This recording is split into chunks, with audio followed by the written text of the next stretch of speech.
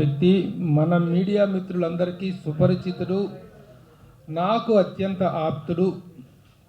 నా ఒక్కడికే కాదు, మీడియాలో ఉన్న ప్రతి ఒక్కరికి కూడా ఆప్తుడు. The most non controversial gentlemen అంటాం, the non controversial lovely man మా పర్వతనేని రాంబాబు.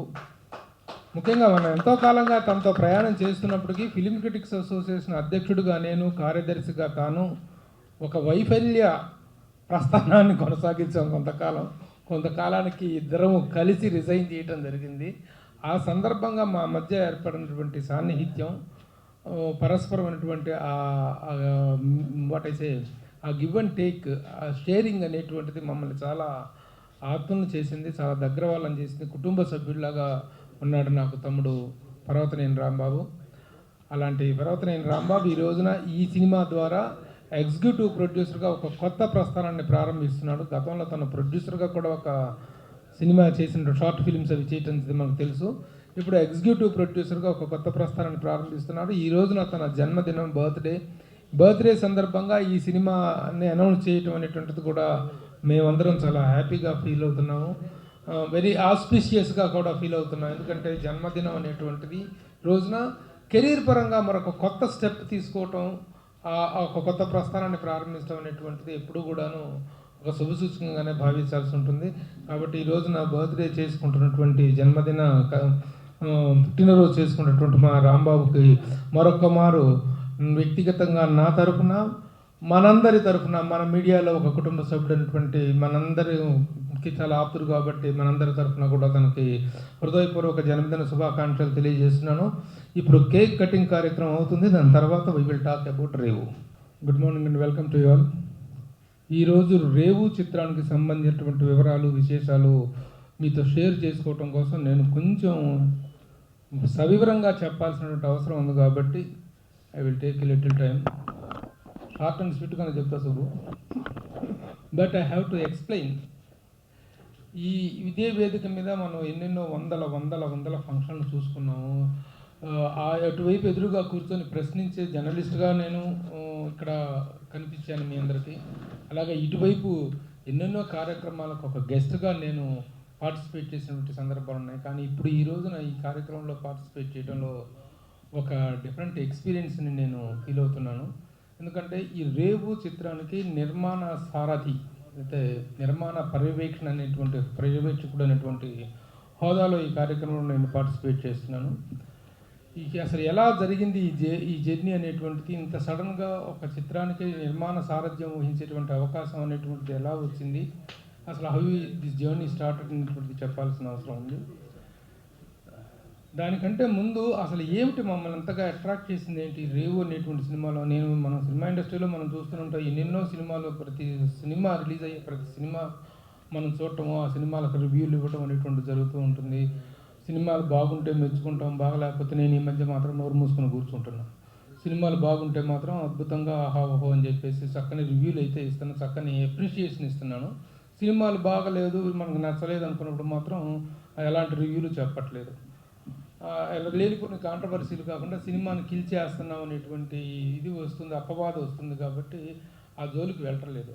కానీ ఒక సినిమా చూసిన తర్వాత ఈ సినిమా అనేటువంటి దాంట్లో విషయం ఉంది, దీన్ని ప్రమోట్ చేయాలి, దీన్ని షోల్డర్ చేయాలి, ఇలాంటి ఒక సినిమాని ప్రమోట్ చేయటం అనేటువంటిది దీంట్లో ఒక భాగస్వామిగా ఉండటమే కాకుండా ఒక మీడియా పర్సన్గా కూడా this is my responsibility to promote such a film అనేటువంటి ఒక ఫీలింగ్ నాకు కలిగింది.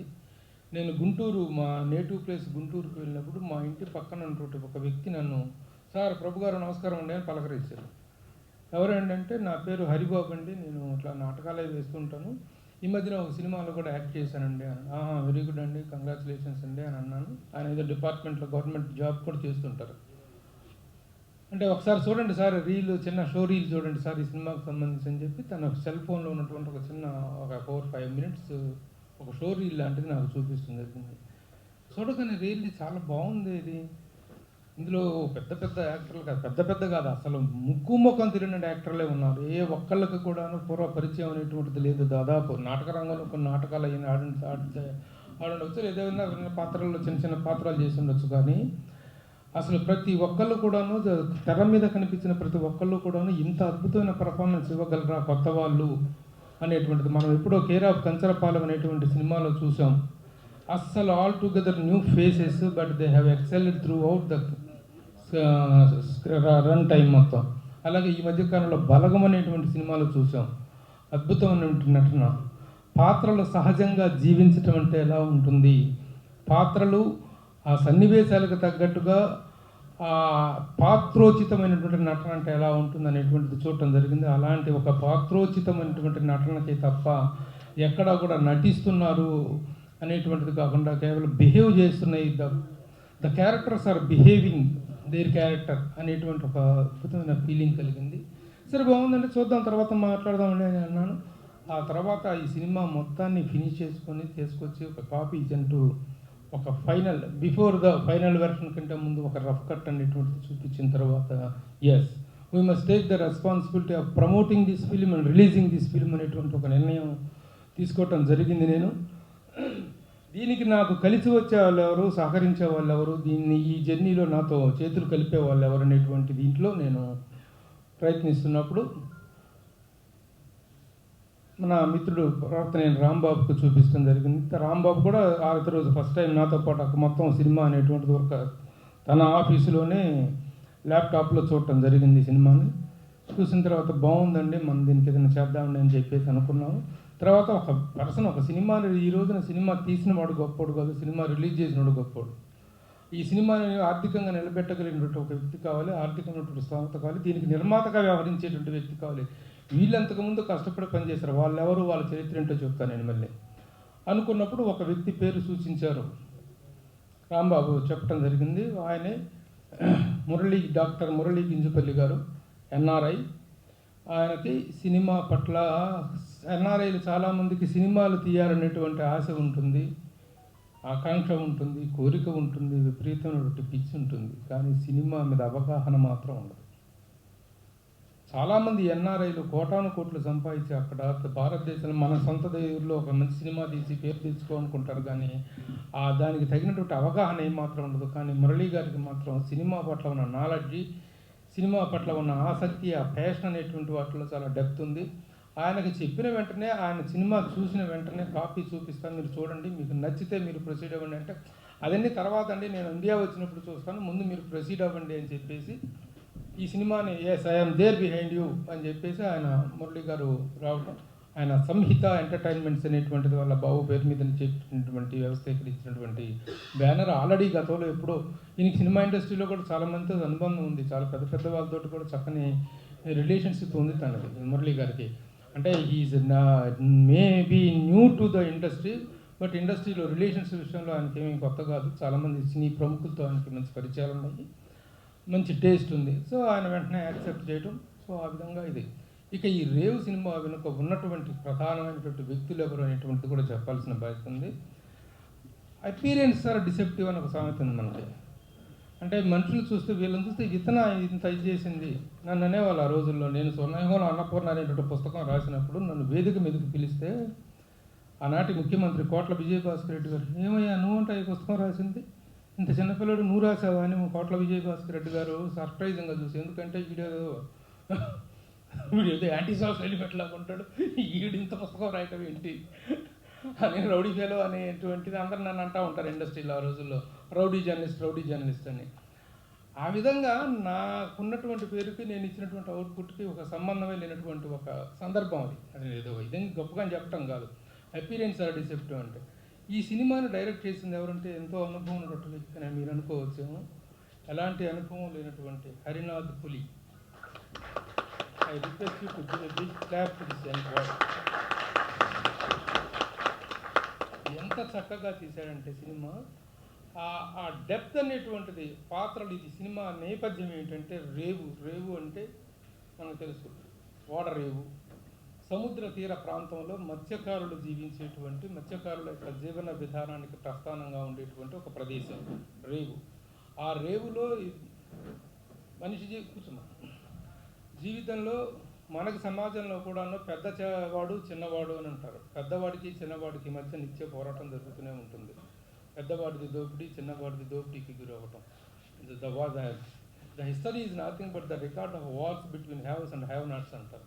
ఉన్నోడికి లేనివాడికి మధ్య ఉన్నటువంటి పోరాటమే చరిత్ర అంటారు. అలాగే సముద్రంలో కూడా పెద్ద చేప చిన్న చేప, పెద్ద వేట చిన్న వేట అని ఉంటాయి. చిన్న చిన్న పడవలు వేసుకొని వెళ్ళే వాళ్ళకి సముద్రం నుండి చిన్న చిన్న సన్న చేప దొరుకుతుంది. అదే బోటు మరబడవలు వేసుకొని స్టీమర్లు వేసుకొని సముద్రం లోపలికి వెళ్ళి వేటాడే మత్స్యకారులకు పెద్ద పెద్ద చేపలు, తిమింగలా లాంటి పెద్ద పెద్ద చేపలు పడతాయి.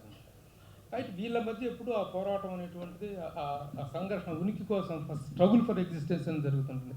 అలాంటి ఒక స్ట్రగుల్ ఫర్ ఎగ్జిస్టెన్స్ అనేటువంటి ఒక చిన్న పాయింట్ని నేపథ్యంగా తీసుకొని ఆ తీర ప్రాంతంలో, ఆ పల్లెలో రేపల్లె ప్రాంతంలో ఉన్నటువంటి కృష్ణా నది ఎక్కడైతే సముద్రంలో కలుస్తుందో ఆ ప్రాంతానికి సంబంధించినటువంటి మత్స్యకారుల జీవితంలో నేను బ్లాక్ అండ్ వైట్స్ మొత్తాన్ని కూడా చాలా అద్భుతంగా చిత్రీకరించినటువంటి subject. That is the backdrop of రేవు కథ.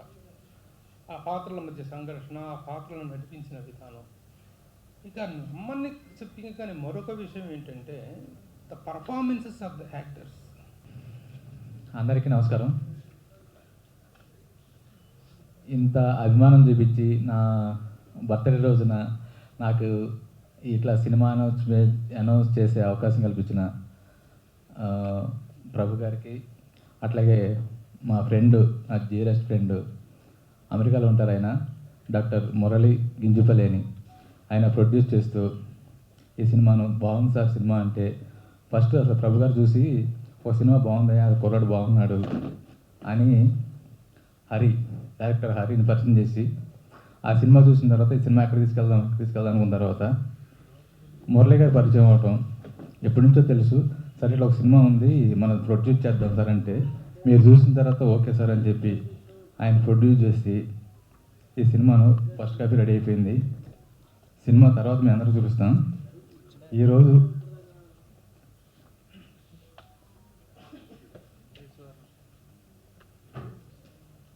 ఈరోజు నా బర్త్డే సందర్భంగా అనౌన్స్ చేయడం నాకు చాలా ఆనందంగా ఉంది.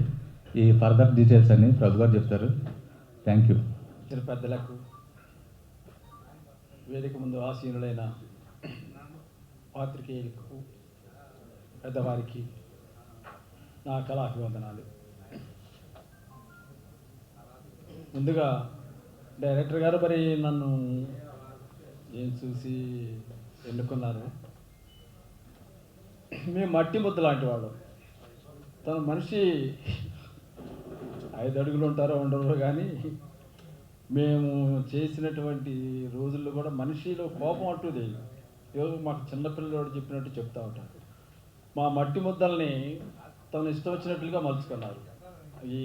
మా నటన కానీ, మా వాయిస్ కానీ ప్రతి ఒక్కటి ఇది డైరెక్టర్ గారికి చెందవలసింది. ఈ ఎలక్ట్రానిక్ అండ్ ప్రింట్ మీడియా పాత్రికేయ మిత్రులకు, పెద్దలకు, ఇక్కడ ఉన్నటువంటి ప్రభు గారికి, అలాగే మురళి గారికి, రాంబాబు గారికి, డైరెక్టర్ హరికి, నాతో పాటు వర్క్ చేసిన సహనటులు అండ్ ఈ చిత్రానికి పనిచేసి ఇక్కడికి రాలేనటువంటి కొంతమంది టెక్నీషియన్స్, వీళ్ళందరికీ ధన్యవాదాలు తెలుపుకుంటున్నాను. ఈ సినిమా గురించి చెప్పాలంటే ఫస్ట్ హరి గురించి చెప్పాలండి.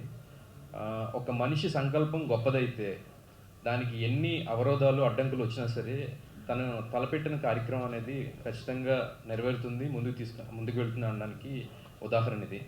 మేము ఇంత కష్టపడి పనిచేసి ఇది చేసినా కూడా ఒక స్టేజ్కి వచ్చిన తర్వాత మేము అందరం ఆగిపోయిన తర్వాత దీన్ని ఎలా ముందుకు తీసుకెళ్ళాలని అనుకున్నప్పుడు ఈ చిత్రాన్ని ముందుకు తీసుకెళ్ళిన మా బాహుబలి ప్రభు గారు.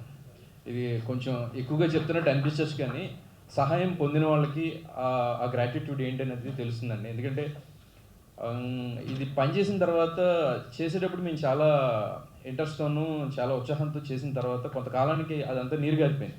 అరే మనం ఎంత కష్టపడింది ఇక్కడి వరకే రావడానికైనా అనిపించినప్పుడు, లేదు నేను మీకున్నాను అని మాకు ముందుకు వచ్చి మమ్మల్ని వెనుతట్టి ఇలా ప్రోత్సహించిన ప్రభు గారికి, చిత్రంలో పనిచేసిన ప్రతి ఒక్క టెక్నీషియన్ తరఫున, ప్రతి ఒక్కరి తరఫున కూడా ధన్యవాదాలు తెలుపుతున్నాం sir. Thank you so much for your help. ఇక్కడ ఉంటాం. ఫస్ట్ ఆఫ్ ఆల్ అమ్మ నాన్నకి ఇద్దరికి థ్యాంక్స్ చెప్పుకోవాలి. మా నాన్న అంటే చాలా హ్యాపీ ఫీల్ అయ్యేవాడు. ఇంతమంది పెద్దల మధ్యన ఈ స్థానంలో నాకు ఇంకో లైఫ్ని ఇచ్చింది మాత్రం ప్రభు గారే.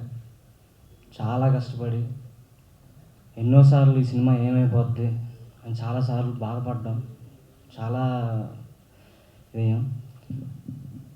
నాకు హరన్ ఎప్పటి నుంచో తెలుసు, స్క్రిప్ట్ వర్క్ కాడి నుంచి దానికంటే ముందు నుంచి తెలుసు. కలిసే స్క్రిప్ట్ వర్క్ చేసాం, షూట్ చేసాం. రిలీజ్ ఏమవుతుంది అని చాలాసార్లు భయపడ్డాం.